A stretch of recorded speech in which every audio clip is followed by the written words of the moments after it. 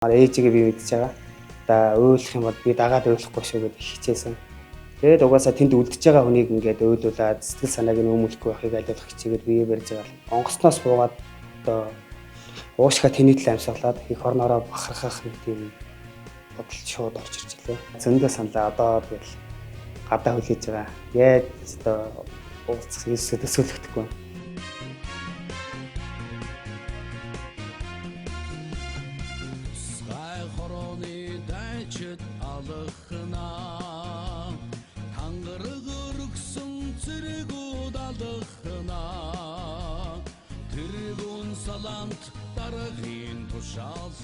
Зөвхөн цэвэрний үзэж байгаа бүх хүмүүстэй өнөөдрийн мэндийг хүргэе.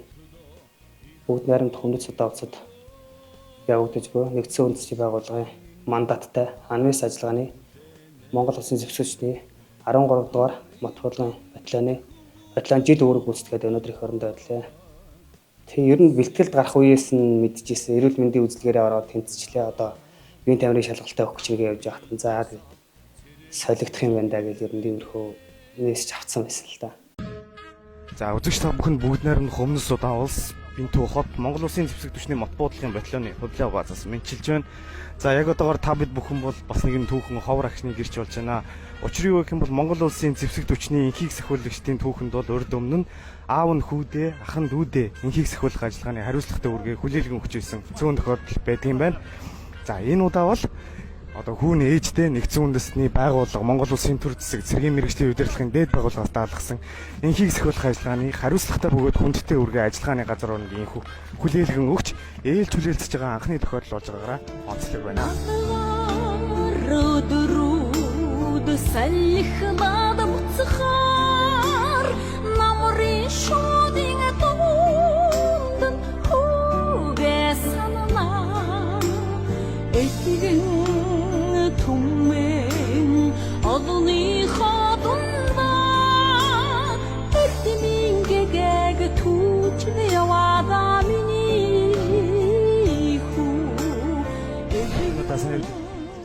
Ер нь эвгүй нулимс цэлгэнэ л.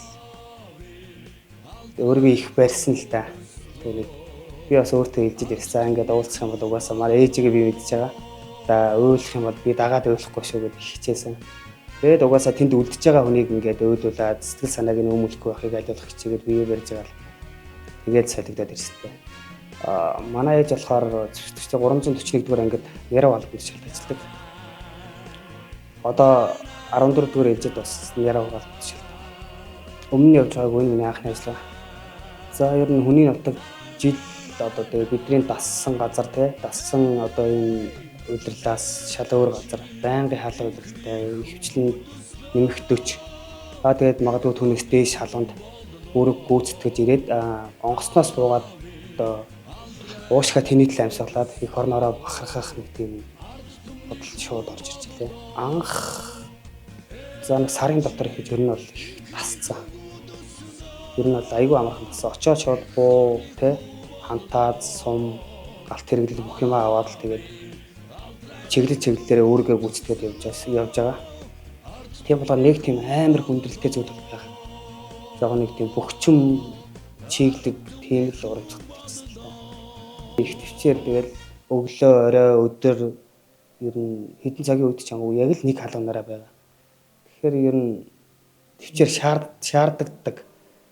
Тэгээд ер нь Монгол цэргүүд ингээд ажиллагааны газар орон дээр яг нэг тийм бүхнийг ингээд даван туулаад дасан зохицох чадвар ингээд бус орны цэргүүдээс илүү гэдэг нь ингээд харагдчихсан. Өөрөө би очиод тэрийг мэдэрч байна.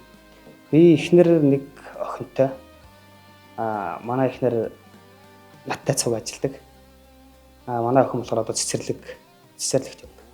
Зөндөө саналаа одоо тэгэл гадаа хүлээж байгаа. Яаж одоо уулзах төсөөлөгдөхгүй байна. Урд нь эхнэр хүүхдээ өрөөс яг ингэж нэг жилээр ингээ хол явж байгаагүй болохоор. Тэгээд тэр хоёр маань ч гэсэн сэтгэл хөдлөх байх гэж бодож байна. Сүүлийн ер нь бол тэгээд 14 хоног ер нь догтлолтой нойр хүрхээч байсан. Тэгээд одоо нэг болсон да. За нийт 14 дугаар ээлжийн цэргийн багтаа ингээд өөргөө амжилттай гүйцэтгээд их орондоо 9 минут ирээрээ хайртай бүхэн та нарыг хүлээгээ сууж байгаа шүү дээ.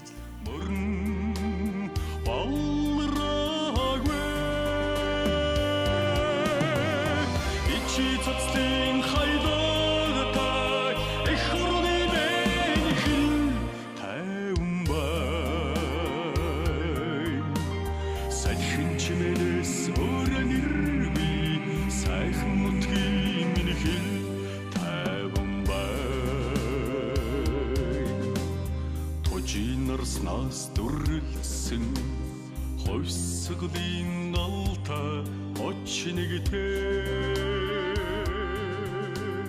тушаалвсан хилчдийн хараа суцаа